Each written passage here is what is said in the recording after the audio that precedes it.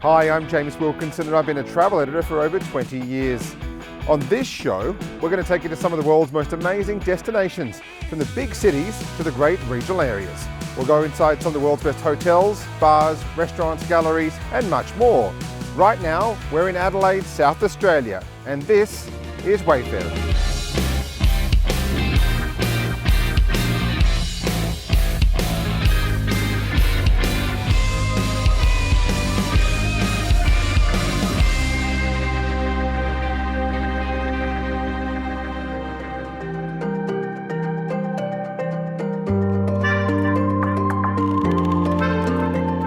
Penfolds is one of Australia's most iconic brands and helped put the nation's winemaking industry firmly on the global map. Right now, we're going to show you around their beautiful cellar door at Mcgill Estate, which is just 15 minutes from Adelaide. Come and join me.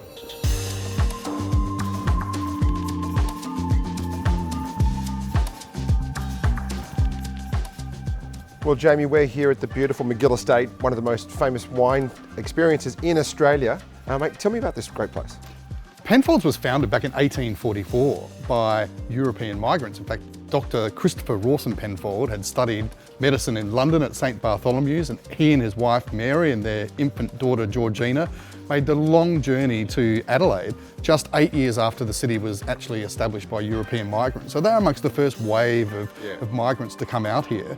And they purchased a 500-acre property and they brought vine cuttings with them, which they planted around their homestead, the Grange Cottage in the middle of the vineyard. And they used the grapes to make medicinal tonics that could be administered to the doctor's patients. And I don't know too many places in the world where you've got a winery 15 minutes from the city, but is actually a working winery in terms of you're producing grapes off the vines. Correct. You're fermenting them here next door and we're tasting them right here. That's quite an experience 15 minutes away. Absolutely, it's amazing. I mean, we just harvested the Shiraz off the vineyard, and it literally goes 150 or so metres to the winery into the old wax line open fermenters. It's matured in barrels here. The only time it leaves is to go to our bottling line in the Barossa Valley, because for us it's all about the wine in the glass. And many of our best known wines, including Grange, including our flagship Quantum from California, are blends where the fruit is selected on its merit to suit the style.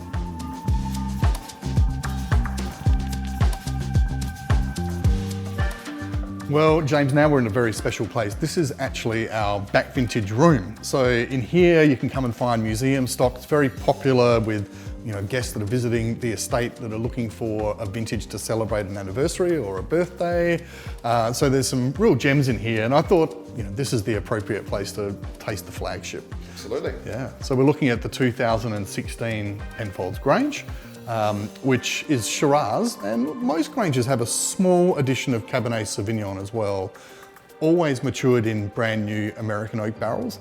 We tend to find most of the fruit comes from the Barossa Valley, but Grange isn't a regional wine. Grange is a wine that is sourced from the best vineyards and the best fruit that we can get our hands on in any given year. And although the Barossa is always the dominant region, we never discount right here at Mcgill. We might use fruit from the Clare Valley, from Coonawarra, Padthaway, Rattenbully's even been included in more recent times. So, yeah, it's the best wine that we can put together in any given year.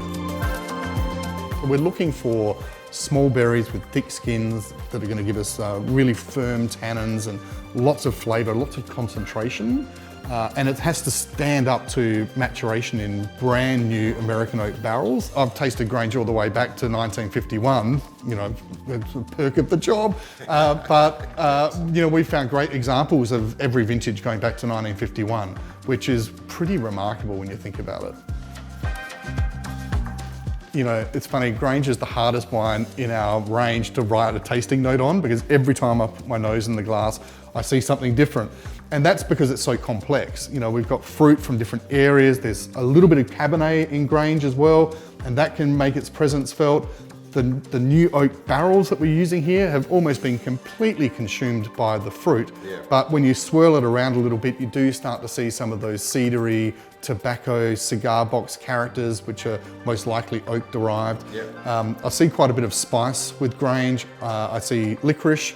I'm typically looking for those really dark, concentrated fruit characters. So black fruits, conserves, satsuma plums, bitter chocolate, espresso. They're descriptors that I'm often reaching for when I'm tasting Grange. And this is this will go down in history as one of the all-time greats. 2016 was a vintage that if you could script it every year, you'd take it.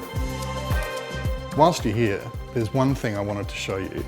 And I mentioned earlier the hidden Granges. Poor old Max, was having a hard time in the early days and was ordered to cease production, but kept going in secret. And he had to hide the bottles that he was making. And he stashed them away, some of them, in this cupboard here. So when we were doing our renovations on the site here, they stripped out all the old offices and the old tasting rooms and rejigged it. But we decided to keep this because this was a really important part of the Grange story, the little hidey hole where Max kept some of his hidden Granges.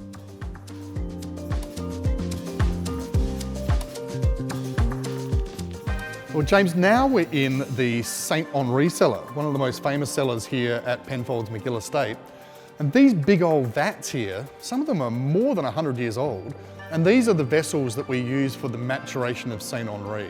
So Henri is all about purity of fruit. Well, thank you so much for showing us around today. It's been a pleasure. Cheers. Cheers.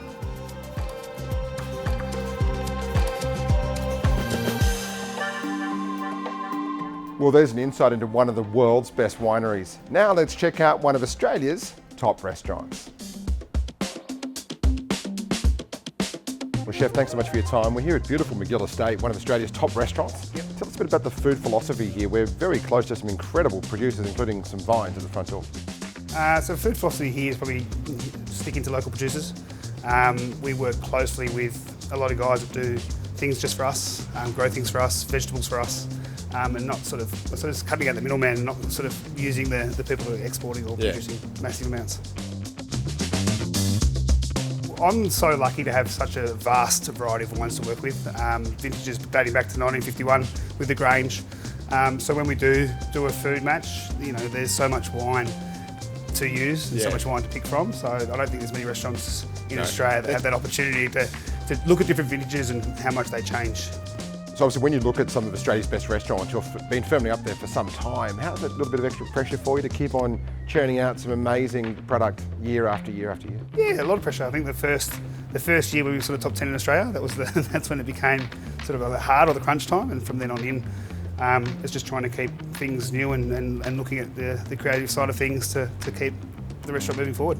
And when it comes to your dishes, tell us a bit about that. What are some of the amazing flavours you're working with at the moment, or that are a year round, given South Australia's got such beautiful produce? Yeah, so at the moment, we would be waiting for the Puccinis to start, so the start of autumn.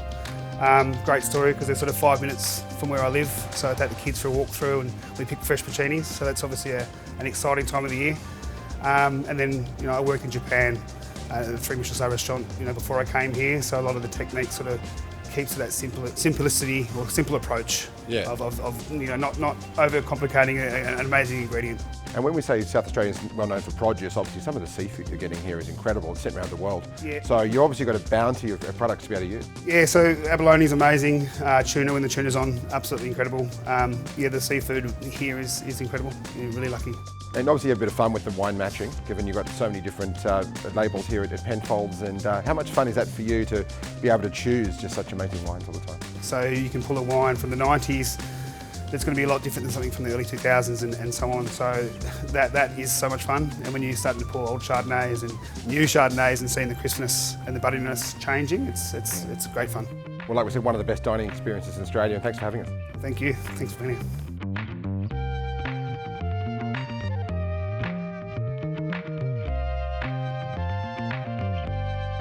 Let's head back into the city now and check in to one of the leading luxury hotels in South Australia.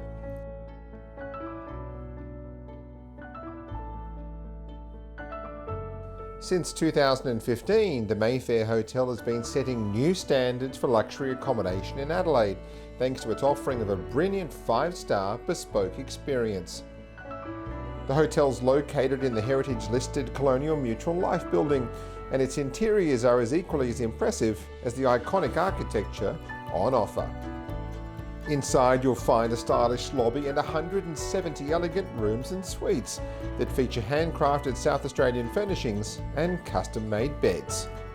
The luxurious Mayfair beds have been custom designed and made locally in Adelaide, along with the beautifully handcrafted wardrobes, marble-top desks and side tables. 10 different room categories are on offer, and they range from executive queens right up to our favourite, the brilliant Mayfair King Suites.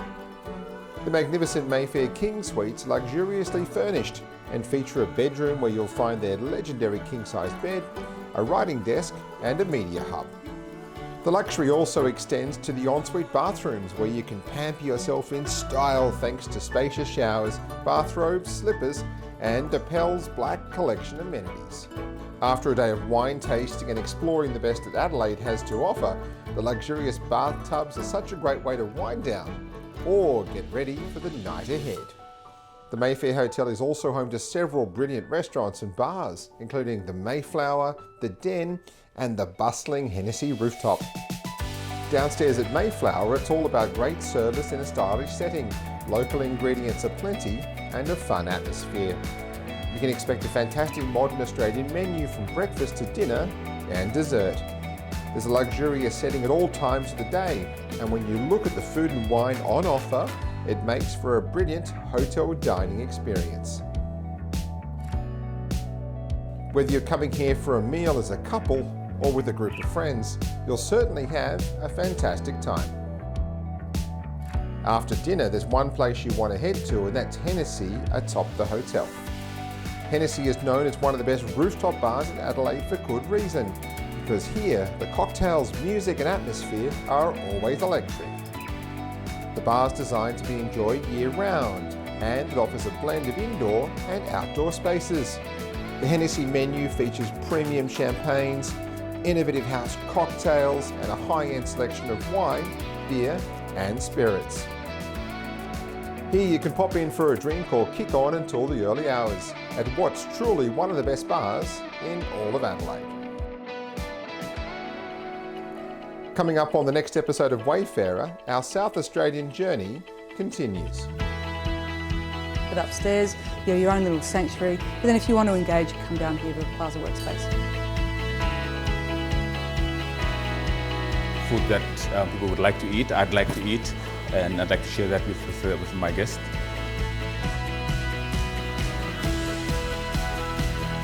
One key philosophy is to work with locals and local producers.